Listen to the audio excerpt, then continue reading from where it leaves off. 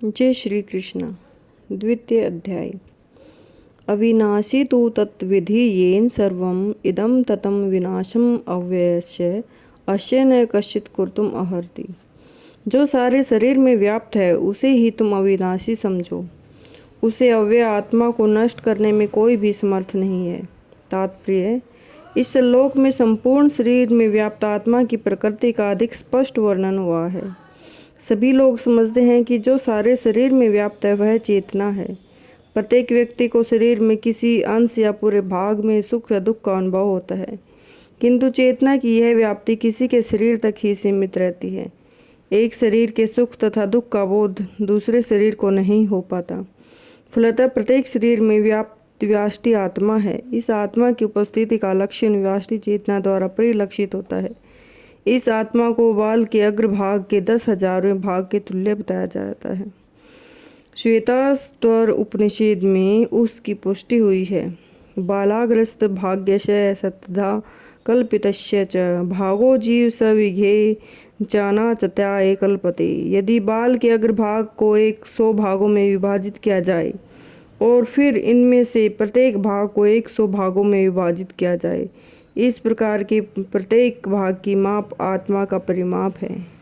इस प्रकार यही कथन निम्नलिखित श्लोक में मिलता है कि ऐशाग्रत शत भाग्यस्य शतांश सादृशात्मक जीव सूक्ष्म स्वरूपे संख्यातीतो ही चित्कण।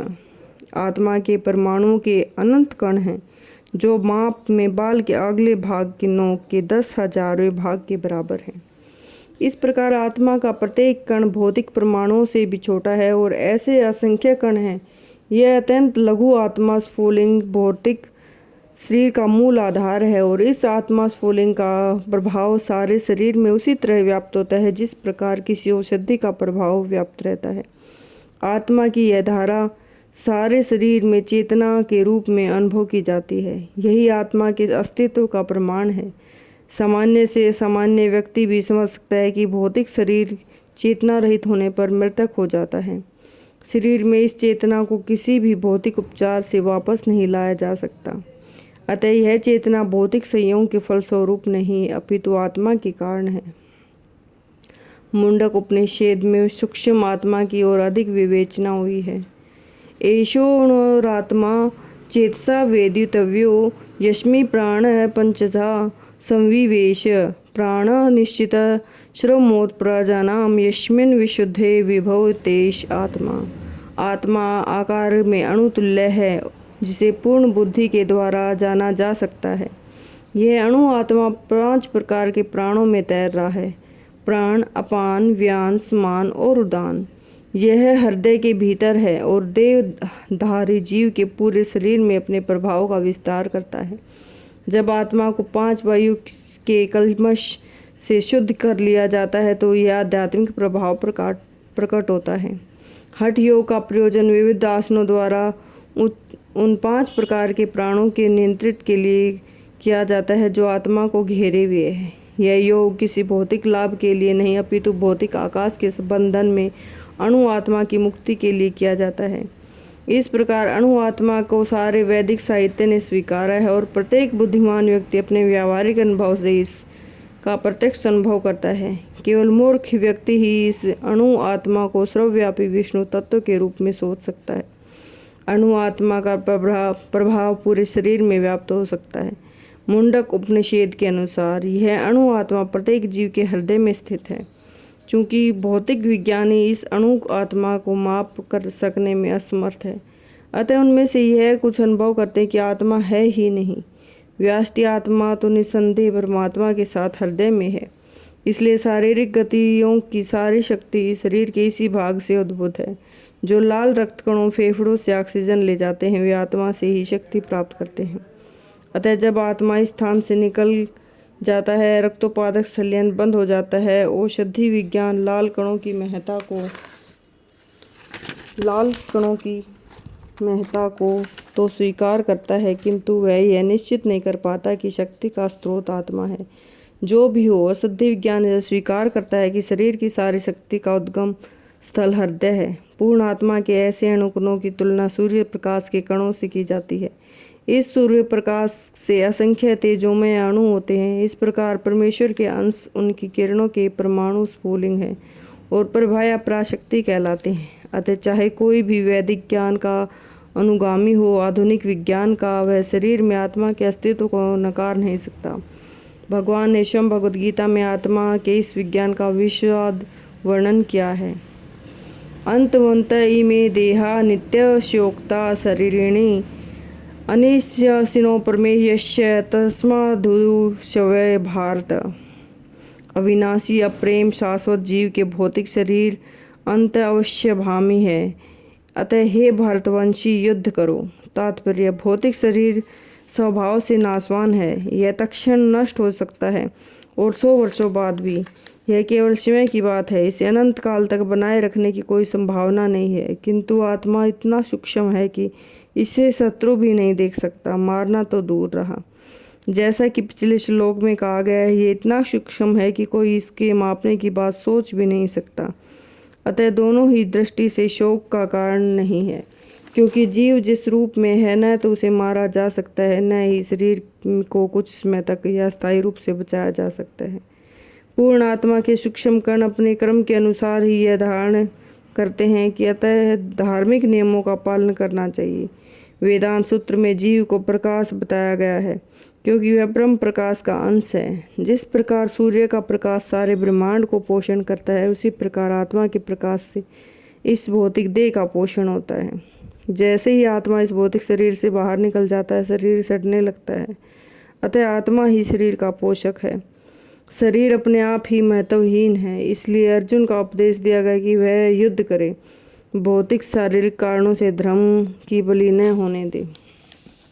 जय श्री कृष्ण। ये एनम वेति हंतारम य च एनम मन्यते हतम उभो तो न विजानित न अयम हंति न हयन्ते। जो इस जीवात्मा को मारने वाला समझता है, जो इसे मरा हुआ समझता है, वे दोनों ही अज्ञानी हैं, क्योंकि आत्मा न तो मरता है न मारा जाता है। तात्पर्य, जब देहधारी जीव को किसी घातक हथियार से आघात पहुंचाया जा सकता है, तो यह समझ लेना चाहिए कि शरीर के भीतर का जीवात्मा मरा नहीं।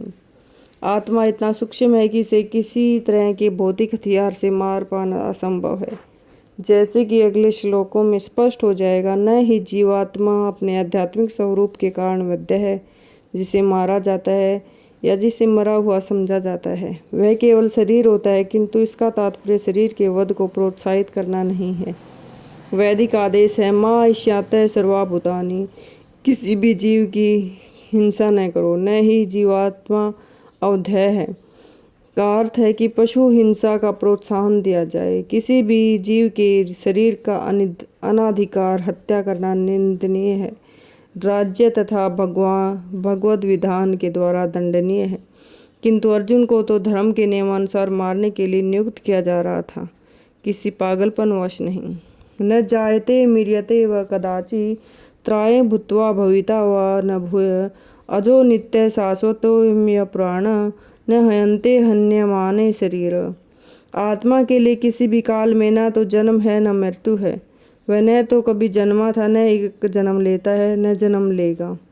वह अजन्मा नित्य शाश्वत पुरातन है। शरीर के मारे जाने पर वह मारा नहीं जाता। तात्पर्य, गुणात्मक दृष्टि से परमात्मा का अणु अंश परम से अभिन्न है। वह शरीर की भांति विकारी नहीं है। कभी कभी आत्मा को स्थायी या कुटस्थ कहा गया है। शरीर में 6 प्रकार के रूपांतर होते हैं। वह माता के गर्भ से जन्म लेता है, कुछ काल तक रहता है, बढ़ता है, कुछ परिणाम उत्पन्न करता है, धीरे धीरे क्षीण हो जाता है और अंत में समाप्त हो जाता है। किंतु आत्मा में ऐसे परिवर्तन नहीं होते। आत्मा अजन्मा है, किंतु क्यों वह भौतिक शरीर धारण करता है, तो शरीर जन्म लेता है। आत्मा न तो जन्म लेता है न मरता है। इसका जन्म होता है, उसकी मृत्यु भी होती है। और चूंकि आत्मा जन्म नहीं लेता, तो उसका न तो भूत है, न वर्तमान है, न भविष्य है। वह नित्य शाश्वत और सनातन है, अर्थात उसके जन्म लेने का कोई इतिहास नहीं है। हम शरीर के प्रभाव में आकर आत्मा के जन्म मरण आदि का इतिहास खोजते हैं। आत्मा शरीर की तरह कभी भी व्यर्थ नहीं होता।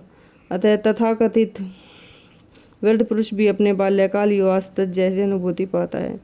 शरीर के परिवर्तनों का आत्मा पर कोई प्रभाव नहीं पड़ता। आत्मा वृक्ष या किसी अन्य भौतिक वस्तु की तरह क्षीण नहीं होता। आत्मा की कोई उपसृष्टि नहीं होती। शरीर की उपसृष्टि संतानें हैं, वे सभी व्यष्टि आत्माएं हैं। शरीर के कारण वे सभी किसी न किसी संतान प्रतीत होती हैं। शरीर की वृद्धि आत्मा की उपस्थिति के कारण होती है, किंतु आत्मा को न तो कोई उपवृद्धि है, न ही उसमें कोई परिवर्तन होता है। अतः आत्मा शरीर के 6 प्रकार के परिवर्तनों से मुक्त है। कठोपनिषद में इस तरह का एक श्लोक आया है, न जायते म्रियते विपश्चिने नाय कुत्सिन भूवते कश्चित् अजो नित्य शाश्वतो प्राणो न हयन्ते अन्यमाने शरीर। इस श्लोक का अर्थ है, तात्पर्य भगवद गीता के श्लोक के जैसा ही है, किंतु इस श्लोक में एक विशिष्ट शब्द विपश्चित का प्रयोग हुआ है, जिसका अर्थ है विद्वान और ज्ञान में। आत्मा ज्ञान से या चेतना से सदैव पूर्ण रहता है, अतः चेतना ही आत्मा का लक्षण है।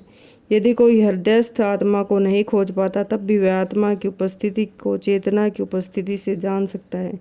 कभी कभी हम बादलों या अन्य कारणों से आकाश में सूर्य को नहीं देख पाते, परंतु सूर्य का प्रकाश सदैव विद्यमान रहता है। अतः हमें विश्वास हो जाता है कि यह दिन का समय प्रातःकाल ज्यों ही आकाश में थोड़ा सा सूर्य प्रकाश दिखता है, तो हम समझ जाते हैं कि सूर्य आकाश में है। इसी प्रकार शरीर में चाहे पशु के हों या पुरुष के, कुछ न कुछ चेतना रहती है।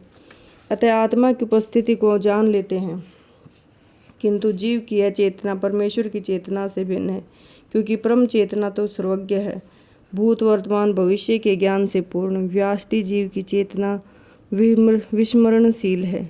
जब वह अपने वास्तविक स्वरूप को भूल जाता है, तो उसे कृष्ण के उपदेशों से शिक्षा, प्रकाश और बोध होता है। किंतु कृष्ण विस्मरणशील जीव नहीं है। यदि वे ऐसे होते तो उनके द्वारा दिए गए भगवत गीता के उपदेश व्यर्थ होते। आत्मा के 2 प्रकार हैं, एक तो अणु आत्मा, दूसरा विभू आत्मा। कठोपनिषद में इसकी पुष्टि इस प्रकार हुई है, अणोर्णीय महंतो महीयान आत्मश्य जंतो हृनिहितो गुहायाम तम क्रोतो पश्यति वित्स्योको धातु प्रसाद मही हिमामान आत्मा। परमात्मा तथा अणु आत्मा दोनों शरीर रूपी वृक्ष के जीव के हृदय में विद्यमान हैं, और इनमें से जो समस्त इच्छाओं तथा शोकों से मुक्त हो चुका है, वही भगवत कृपा से आत्मा की महिमा को समझ सकता है। कृष्ण परमात्मा के भी उद्गम हैं, जैसा कि अगले अध्याय में बताया जाएगा। अर्जुन अणु आत्मा के समान है, जो अपने वास्तविक स्वरूप को भूल गया है। अतः उसे कृष्ण द्वारा उनके प्रमाणिक प्रतिनिधि गुरु द्वारा प्रबुद्ध किए जाने की आवश्यकता है। जय श्री कृष्ण, जय श्री कृष्ण, जय श्री कृष्ण, जय श्री कृष्ण।